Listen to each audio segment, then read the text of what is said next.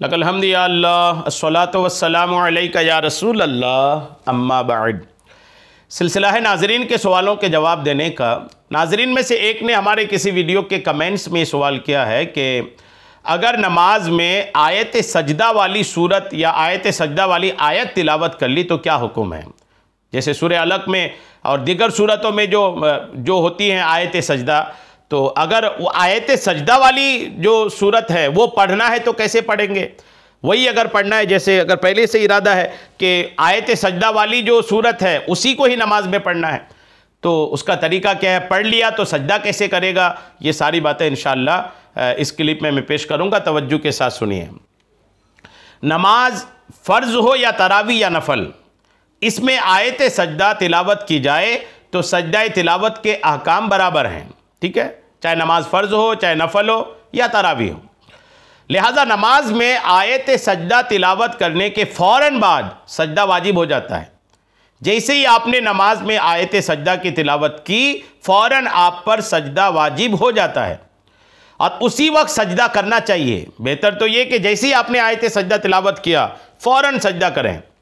इसका तरीका ये कि अल्लाहु अकबर कहकर सजदे में चले जाए और सजदे में कम अज़ कम 3 मरतबा सजदे की तस्बीहात पढ़कर दोबारा क़याम में आ जाए और बाकी नमाज फिर मुकम्मल कर ले।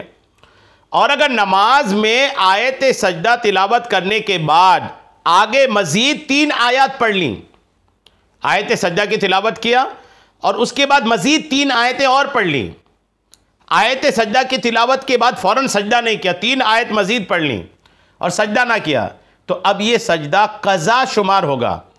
यानी नमाज के अंदर ही सजदा तिलावत भी करना लाजिम होगा, नमाज के अंदर ही सजदा तिलावत करना लाजिम होगा।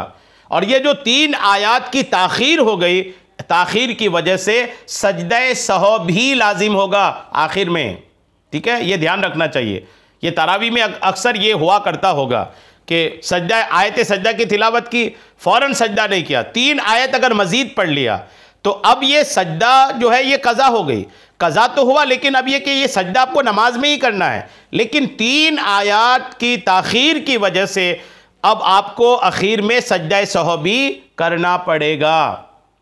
आयत सजदा तिलावत करने के बाद 3 आयत से पहले अगर रुकू कर लिया तो रुकू में सजदा तिलावत की नियत करने से सजदा तिलावत अदा हो जाएगा।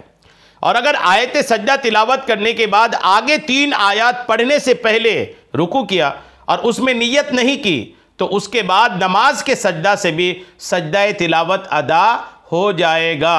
नमाज के सजदे से भी सजदा तिलावत अदा हो जाएगा, अलग से करने की हाजत नहीं होती। चुनांचे बार शरीयत में इस ताल्लुक़ से जो लिखा है वो मैं आपको पेश कर देता हूँ।